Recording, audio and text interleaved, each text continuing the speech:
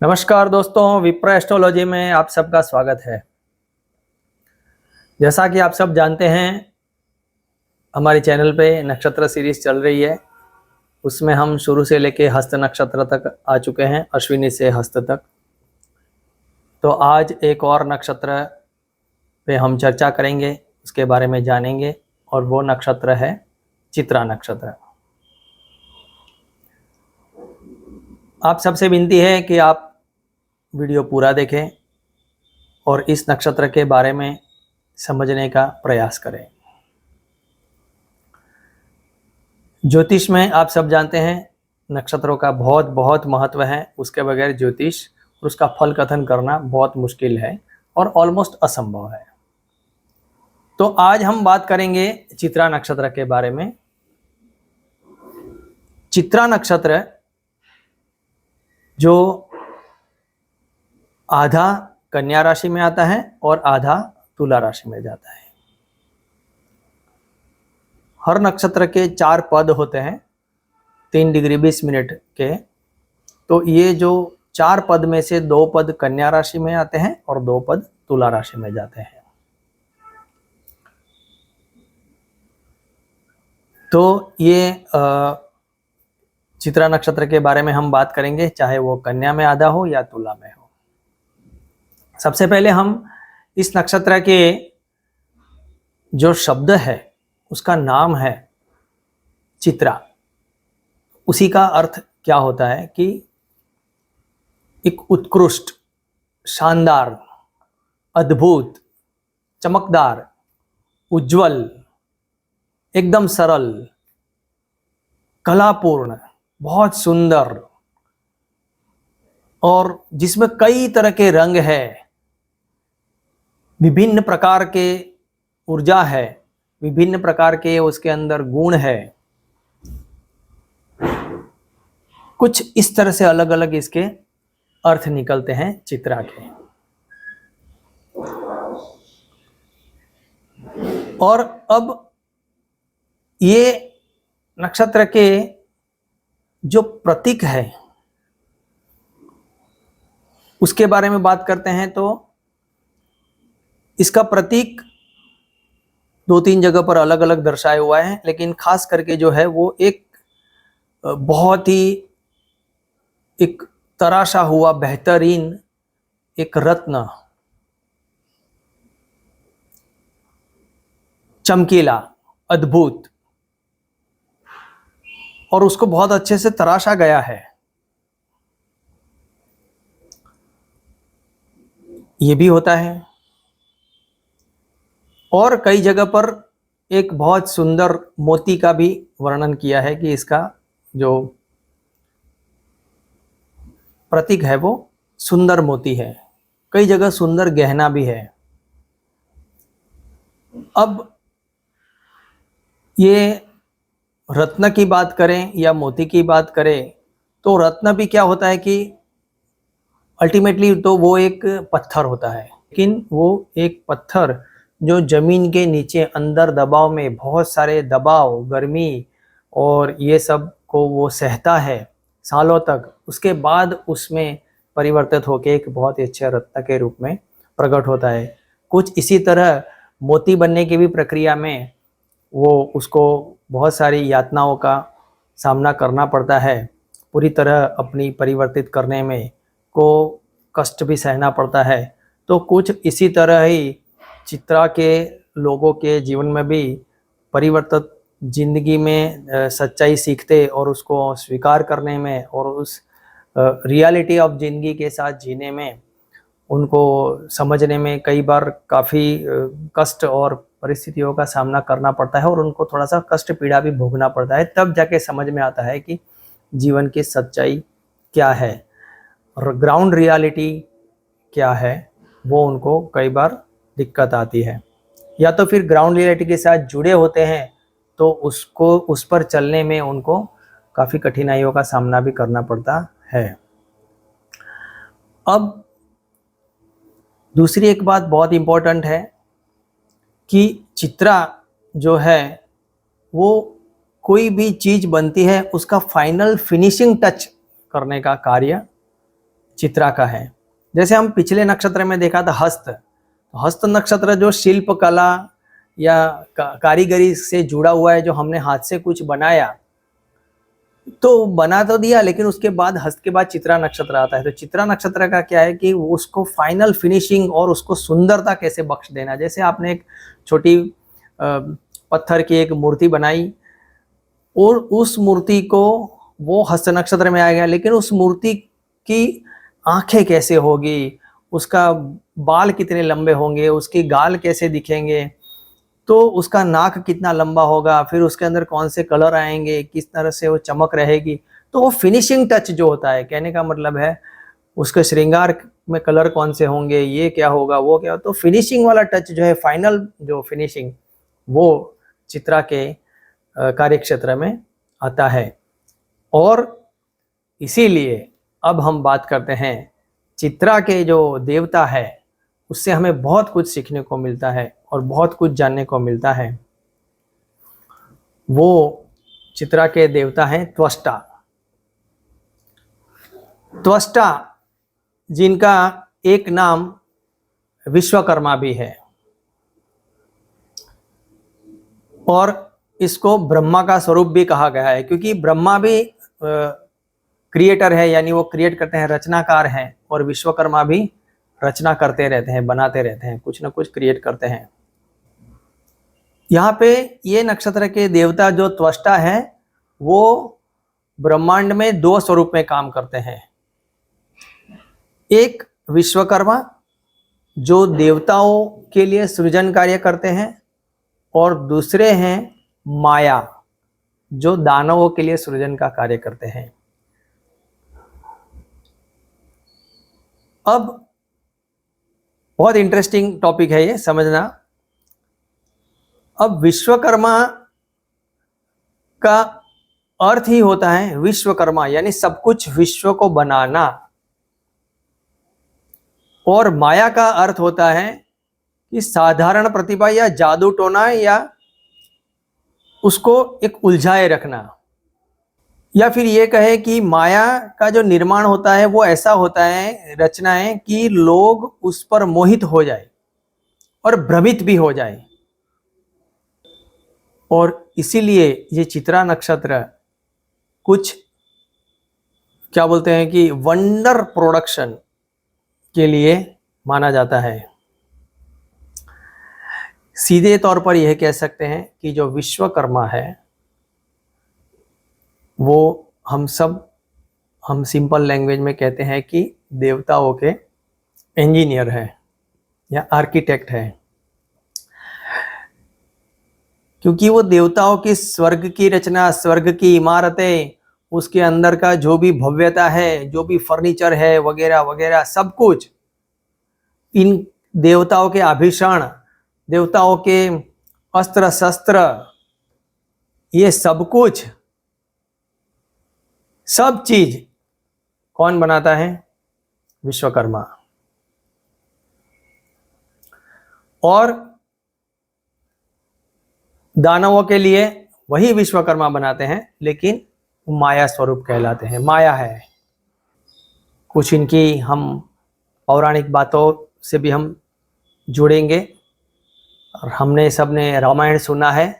रामायण में जो राम सेतु बनाया था वानरों ने, तो उसमें भी आता है कि नल और नील, ये जो दो वानर थे, उन्होंने ये राम सेतु निर्माण का कार्य किया था, यानी उनकी गाइडेंस में या उनके डायरेक्शन के मुताबिक ये बना था। और उसमें भी आता है कि ये दोनों विश्वामित्र के पुत्र थे।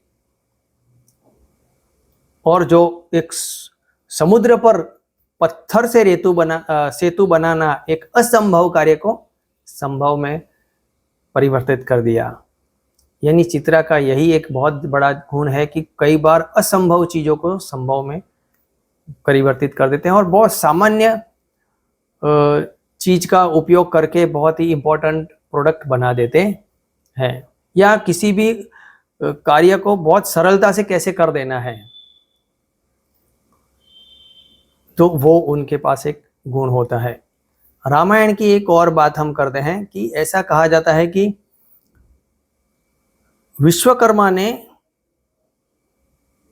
केवल पुष्प यानी फूल की सहायता से एक विमान बनाया था और वो विमान पुष्प में से बनाया हुआ था, इसलिए उसको पुष्पक विमान कहा था। और उन्होंने वो ब्रह्मा जी को दिया गिफ्ट में। ब्रह्मा जी ने वह विमान कुबेर को गिफ्ट किया और कुबेर के पास से उनके ही भाई रावण ने छीन लिया। जब लंका का राजपाट छीन लिया तब वो पुष्पक विमान रावण के पास आया। तो ये पुष्पक विमान का भी निर्माण विश्वकर्मा ने किया था। और हम सब सुना है कि पुष्पक विमान एडजस्टेबल विमान था, यानी जितने भी पैसेंजर बिठा सकते हैं उतने अकॉर्डिंगली वो बड़ा हो जाता है, तो छोटा हो जाता है। विश्वकर्मा ने महर्षि दधीची की हड्डियों से वज्र, जिसको थंडरबोल्ट बोलते हैं, इंद्र के लिए सबसे इंपॉर्टेंट वेपन वज्र बनाया।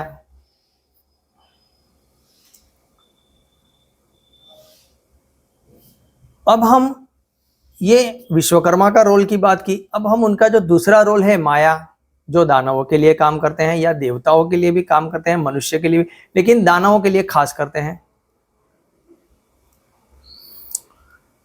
तो माया ने, हम सब ने एक और कहानी सुनी है कि माया ने दानवों के लिए 3 शहर बनाए थे हवा में उड़ने वाले, एक चांदी का, एक सोने का और एक लोहे का, उड़ते हुए शहर। और उसी के अंदर दानव रहते थे और फूलते फलते थे और अपना साम्राज्य चलाते थे और देवता उनका कुछ नहीं बिगाड़ सकते थे। और ऐसा था कि केवल 1000 साल में एक बार ही वो तीनों शहर एक ही लाइन में उड़ते उड़ते एक ही लाइन में आ जाते थे। उसी वक्त उन पर अगर प्रहार करके उसको ध्वस्त किया जा सकता था, लेकिन वो भी देवताओं के बस में नहीं था। इसलिए शिवजी ने अपने हथियार से उसको ध्वस्त कर दिया, ये जो तीनों शहर थे। तो यही त्रिपुरा जो था उनको ध्वस्त करने की एक कहानी शिव पुराण में आती है। ये माया की रचना थी। माया की रचना में एक और बात करें तो महाभारत में भी कृष्ण और अर्जुन जो खंडव वन में जाते हैं, जो इंद्रप्रस्थ बनती है बाद में वो नगरी, सब जंगल जैसा था। उस वक्त दानवों के साथ युद्ध हुआ और अर्जुन के सामने वो टिक नहीं पाए, इसलिए माया ने उनके आमने सामने शरणागत स्वीकार कर लिया और उसी ने शरणागत स्वीकार करने के बाद ये प्रॉमिस किया कि मैं आपको एकदम मायावी नगरी इंद्रप्रस्थ बना के दूंगा। और उन्होंने ही ये मायावी नगरी बनाई थी इंद्रप्रस्थ। इसीलिए तो उसमें जहाँ पानी था वहाँ जमीन हकीकत में थी, पानी दिखता था वहाँ जमीन थी, और जहाँ जमीन जैसा दिखता था वहाँ एक्चुअली में पानी था। वैसा ही कुछ था, इसीलिए वो दुर्योधन कुछ भ्रमित हो गया और वो अंदर जमीन समझकर वो पानी के उसमें गिर गया और वहीं से कुछ द्रौपदी कुछ बोली और हंसी और वहीं से कुछ महाभारत का टर्निंग पॉइंट आया स्टोरी का। ये माया की बात हुई।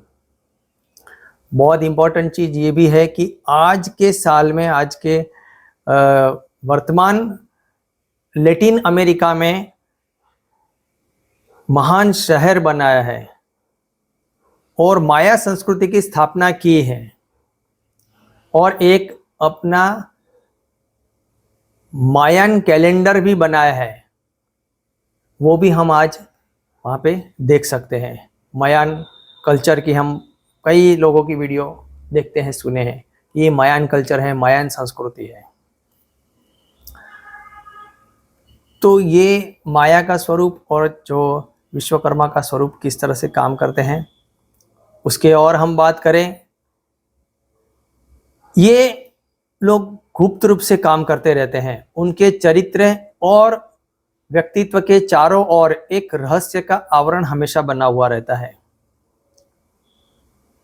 मैंने पहले कहा वैसे उनकी एक खासियत होती है, बहुत ही सामान्य चीज में से बहुत ही महत्वपूर्ण चीज का निर्माण करते हैं। जैसे आज के दौर में कंप्यूटर के अंदर सिलिकॉन की आवश्यकता होती है, और ये सिलिकॉन जो है वो एक सामान्य मिट्टी में से प्राप्त होता है।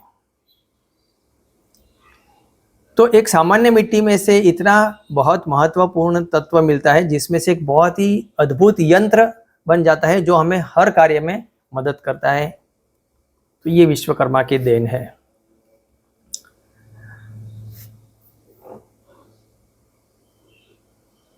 इनकी एक बहुत खासियत ये भी है कि ये न देवताओं को भनक लगते हैं कि न दानवों को भनक लगते हैं कि ये किस तरह से काम करते हैं, और ये बुनियादी तत्वों का किस तरह से इस्तेमाल करते हैं इसके भी किसी को भनक लगने नहीं देते हैं।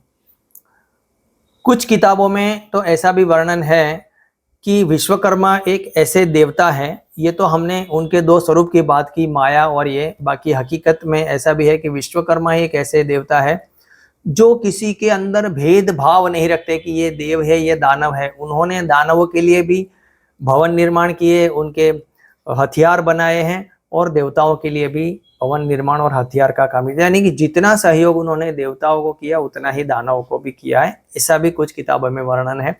यानी इनके अंदर एक गुण होता है कि समभाव दृष्टि, समदृष्टि, किसी के ऊपर कोई भेदभाव नहीं रखते हैं। चित्रा नक्षत्र बहुत ही भव्य निर्माण करते हैं, चीजों को बहुत ही सुंदर बनाते हैं, उसको बहुत सुंदर आकार देते हैं, और इस तरह का कार्य करने के लिए हमें वो प्रेरित भी करते हैं। अब हम बात करेंगे इस नक्षत्र वाले लोगों के सामान्यतः जो स्वभाव गुण, वैसे तो आपको पता लग गए होगा, लेकिन फिर भी इनके जो स्वभाव गुण दोष क्या होते हैं। ये नक्षत्र के लोग तेज होते हैं, आकर्षक होते हैं, विपरीत लिंग को मोहित करने की और आकर्षित करने की एक अलग शक्ति उनके अंदर होती है, और दूसरों को भ्रमित करने की भी एक उनके अंदर एक शक्ति होती है, या वो होता है, गुण होता है। तो सामने वाले को भ्रमित भी कर देते हैं और अपनी एक बहुत जबरदस्त इंप्रेशन भी पैदा कर देते हैं और आकर्षित भी करते हैं।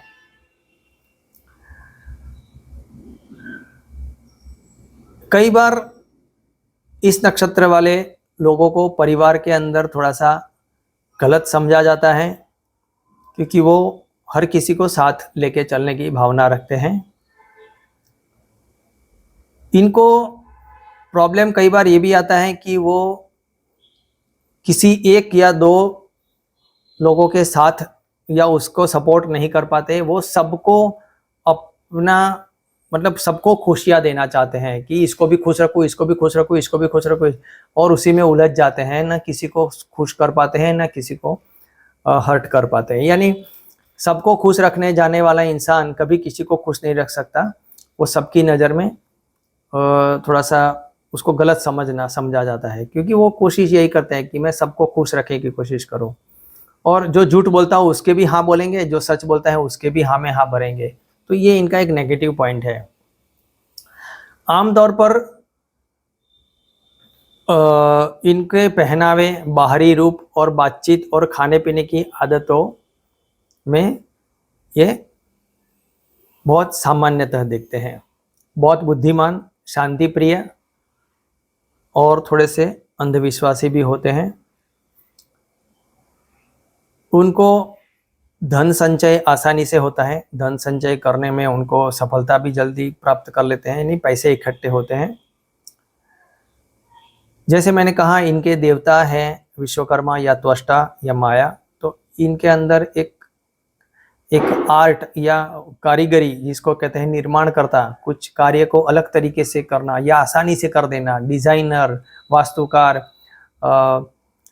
इंटीरियर डेकोरेशन, आर्किटेक्ट, तो टेक्निकल लाइन। वस्तुतः मतलब कहने का ये है कि आज के ज़माने में हम बात करें तो खास करके जो टेक्निकल फील्ड है उसमें इनको इंटरेस्ट होता है और उसी में वो कार्य भी करते हैं और सफलता भी प्राप्त कर सकते हैं।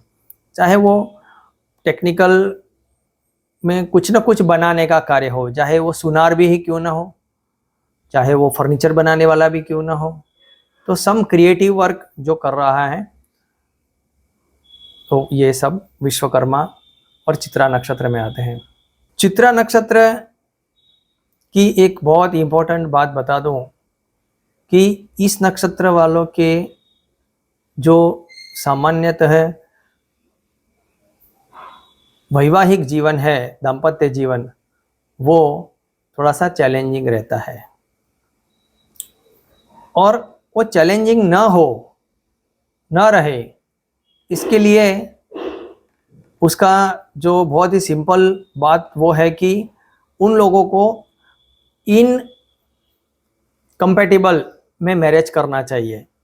अगर कोई लड़का या लड़की चित्रा नक्षत्र में है तो उसके अपना जीवन साथी जो ढूंढना है वो कुछ न कुछ मामलों में इनकम्पेटेबल होना चाहिए। यानी चाहे पैसों के मामले में या स्टेटस के मामले में, चाहे पढ़ाई के मामले में, चाहे एज डिफरेंस हो, चाहे पूरी कम्युनिटी अलग हो, तो बहुत ही इनकम्पेटेबल कोई ना कोई मामले में हो तो वो मैरिज सक्सेस होते हैं। अदरवाइज मैरिज में बहुत सारी चैलेंजेस देखी जाती है और मैंने बहुत सी कुंडलियों में देखा है उनका मैरिड लाइफ बहुत सारी प्रतिकूलताओं से भरा रहता है। कई बार ये बहुत आलसी होते हैं और अपना कार्य ठीक से मतलब करने में थोड़ा सा आलसी हो जाते हैं और उसके वजह से कई बार उनको असफलता का सामना भी करना पड़ता है।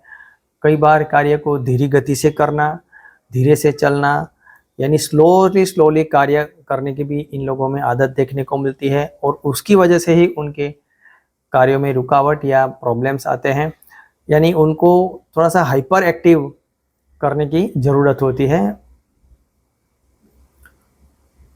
उनको अपनी प्राथमिकताओं पर ध्यान देने की ज़रूरत ज़्यादा है। वो अपनी प्राथमिकता क्या है, मुझे क्या करना है, वो उनको अंदर से एक जल्दी से वो उनको बदलना पड़ेगा अपने आप को।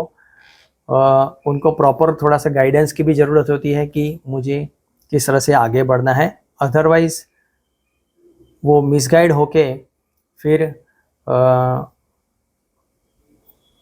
सही सफलता प्राप्त नहीं कर पाते हैं। तो ये मैंने समझाने का प्रयास किया। तो अब हम चित्रा नक्षत्र के जो देवता हैं विश्वकर्मा, उनका जो मंत्र है, नक्षत्र मंत्र, वो है ओम विश्वकर्मणे नमः। इस मंत्र के जाप करने से आपको ये देवता का हमेशा सहायता प्राप्त अवश्य होगा। नक्षत्र देवता के मंत्र हमें हर रोज करने चाहिए। इस नक्षत्र की जो वनस्पति है वो बेल का पत्र, बेल है, बेल पत्र नहीं, बेल ही है। वो पूरा वृक्ष, बेल का वृक्ष, जिसमें से हम बेल पत्र लेते हैं और शिव जी को चढ़ाते हैं। तो ये बेल का जो पेड़ है उसके नमन करने से, उसको पूजा करने से भी चित्रा नक्षत्र की जो भी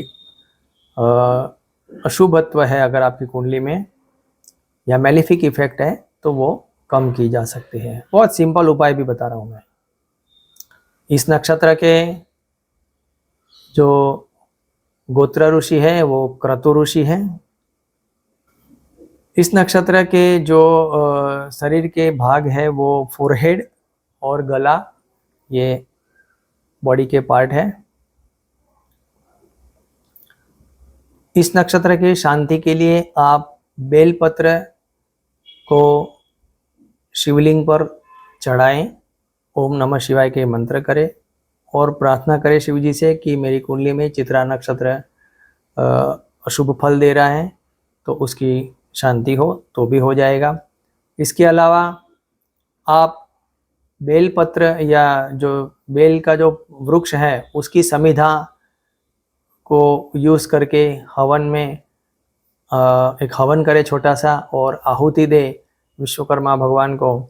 उस वक्त ओम विश्वकर्मणे स्वाहा मंत्र से आहुति दे के नक्षत्र देवता की शांति का छोटा सा हवन भी करके आप इस नक्षत्र की जो मैलिफिक इफेक्ट है उससे आप राहत पा सकते हैं। तो ये मेरा आज का वीडियो ये चित्रा नक्षत्र के बारे में था। मैंने प्रयास किया है समझाने का आपको। आप सब लोग मेरे चैनल को सब्सक्राइब कर दीजिए, लाइक कर दीजिए, शेयर कर दीजिए। बहुत बहुत धन्यवाद। नमस्कार।